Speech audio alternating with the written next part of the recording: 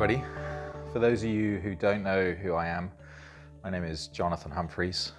I head up a consulting firm called HoCoSo. We're focused on providing solutions for the future for hospitality. And there's never been need for solutions in the way that we need them today, given what's going on with regards to the crisis from the pandemic and now the consequential economic crisis. I just wanted to share a few thoughts with you because we've been reaching out to our community, our client community, and our networks over the last several weeks since this really started to hit us in Europe. I also have a role as the head of asset management and development for the programs at Glion Institute of Higher Education. So I have a foot in both camps in terms of education and advisory. So we're reaching out on both of those areas to industry professionals and colleagues and students and faculty. And what's pretty apparent is that this crisis is literally impacting everybody. And it doesn't seem to matter what area you're in, you're either directly or indirectly impacted.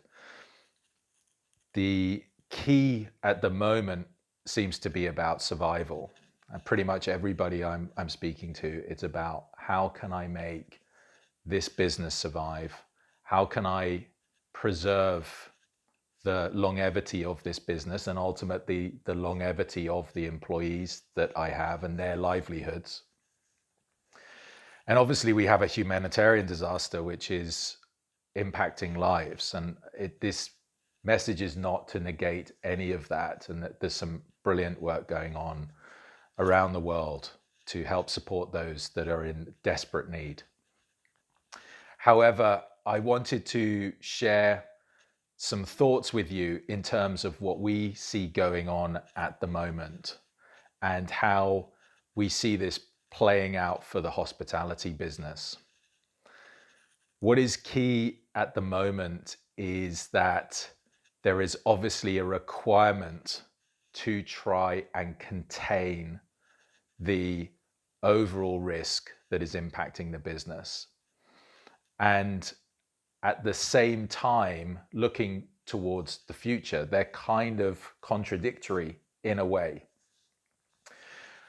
However, we see some positive movements with certain countries where there is a slowing down of the coronavirus. There's also messaging about opening up again in certain countries. We've seen that in China to a certain extent.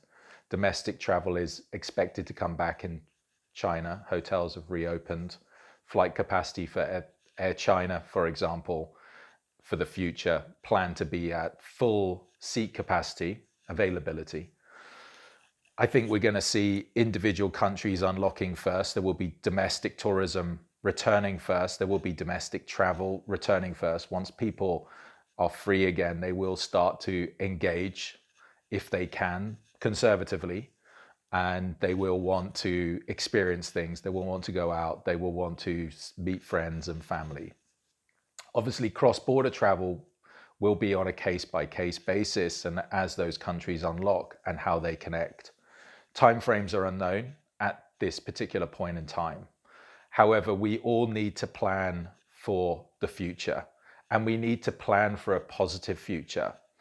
Because if we don't, then we are at risk of having this as a sustained economic impact for a long period of time. And so we've had 3 articles that we've released as part of our HoCoSo Connect. The first article was really about collaboration between governments, businesses, associations, but at the same time, looking at how to get through a crisis, but planning for a future which has a V-shaped recovery. If we all simulate for that and plan for that in some shape or form, it will be kind of a self-fulfilling prophecy. So we are planning for a V-shaped recovery. We are communicating that everyone, if they can, should plan for that. The question is obviously around time frame. So that's the first article that has gone out as part of HoCoSo Connect, and we've had some great contributors, and it's been professionally backed by a great journalist who's written the articles on our behalf, and I encourage you to read those. The second article that came out was about leadership, and we have seen some great examples of leadership, and we've seen some terrible examples of leadership. And what we realize that leadership today is being tested to its absolute limits. There is no precedent for what is going on, and nobody has a backlog of experience that they can draw on necessarily in order to be able to help foresee and plan and communicate. But the key things exist. The key things are that what is required right now is a human approach to leadership. Authenticity is absolutely critical. Authenticity, looking out for the community, and simplicity. Don't make it complicated. It has to be straightforward, timely, direct, and genuine.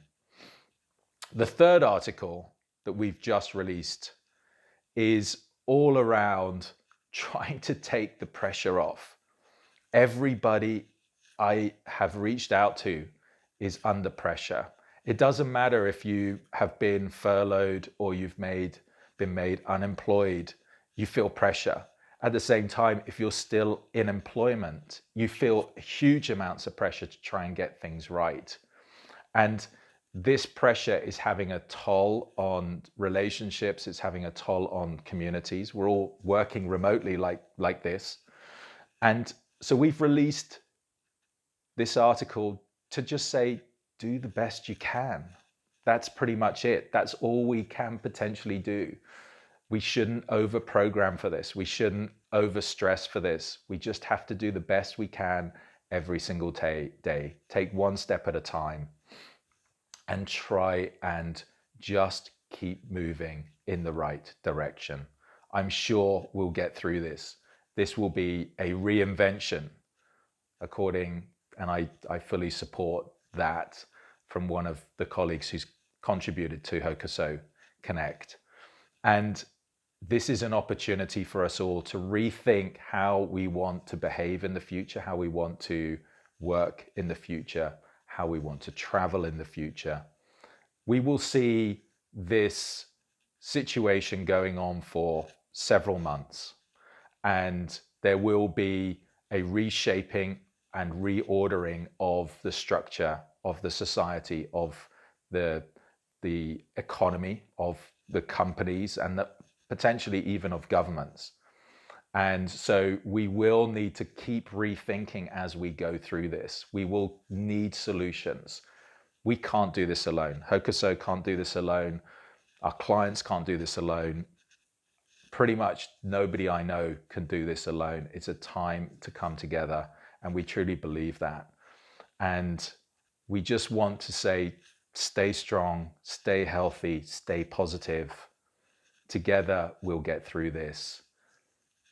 And also, occasionally, if you can, just, have a laugh and try and figure out a way of putting a smile on your face, because the stress has a significant impact to everyone around us. And we all have to try and figure out a way of looking out for those that need that help and support. Anyway, I just want to say a big thank you for listening to this message. Thank you for joining me here, and good luck with everything you're doing.